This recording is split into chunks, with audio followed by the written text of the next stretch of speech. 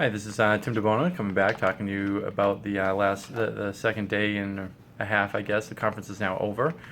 It's a 3-day conference, and it was really good. It's our first time doing an HBMA conference, which is very much centered on medical billing, but it has lots of great things that we're going to be taking back from it. The few things that we picked up, I think, on the last couple of days, it was a great session on PQRS, which was really enjoyable for me to see someone giving the speech, because I'll be giving the speech at the MGMA September session, which will be in, I think, about 5 days.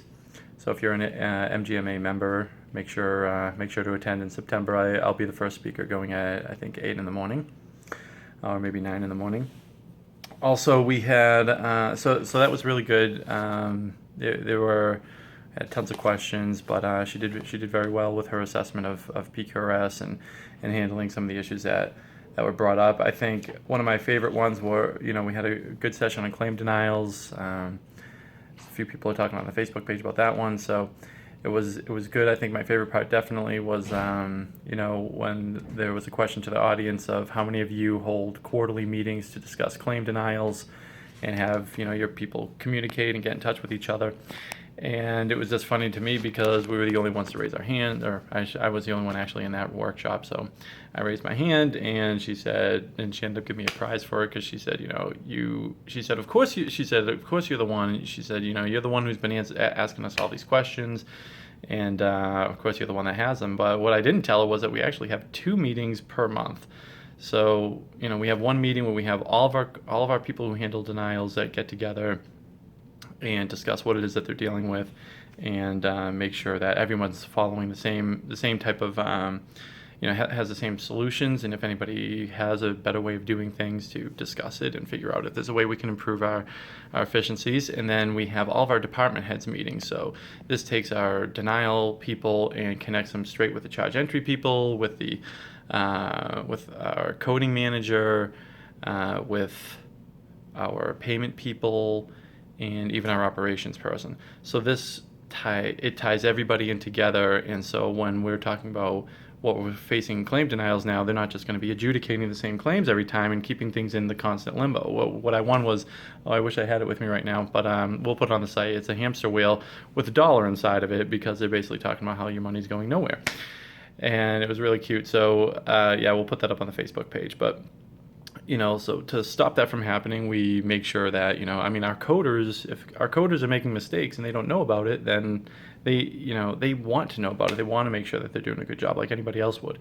So we close those loopholes, and then our coding people can get back to their staff, and everybody gets educated on what's going on. So that's why we're so good at claim denials and also rejections as well. So that was a fun time. And I think my favorite one was probably the Washington update. There haven't been a lot of talks on MIPS that I've been a part of, and it's as the focus is now leaving ICD-10, and everybody likes to think that, okay, well, ICD-10 is a big thing, and I talk to practice all the time about things like PQRS or VM or meaningful use, and they might not know what it is. Meaningful use, at least people will know about.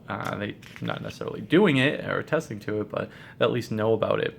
And and I don't think a lot of people know that their doomsday has come. Their date is already etched in. It's December 31st, 2018. And all those programs are technically ending, although pieces of them will survive in the new MIPS program. And then also talking about the alternative to MIPS, which is going to be something that everyone will be needing to do, is finding their way to get into the alternate value systems. And because MIPS is just not going to be good for the long term, it's going to be kind of like how ACOs are kind of heading towards the same type of issue. But MIPS is going to be much more polarizing, where in the beginning, people will be able to do a decent job with it, but just a couple years in, it's going to fall apart. Good talk about Medicare, how Medicare is only going to be putting up a 0.5% increase in their fees every year for the next 4 years, and then have a complete freeze for 5 years. So that means overall a 2% increase over a 9-year period. Hopefully that's not where everything stays. I imagine they're going to probably be tying more bonus or incentive programs in, maybe with ICD-10 or other type of quality measures. And I'm hoping that MIPS is not the only thing that we have to look forward to here, and for as far as trying to actually get some good reimbursement. But I think everything's being pretty well intentioned. I think they're doing as well as they can with everything that's changing with the ACA. But as we also know, things can change. So this is going to be it. We're ready to leave Las Vegas, Nevada, and head back to Boston. It's been a great trip. Very long hours, very hard working trip, but we'll see you at the next one.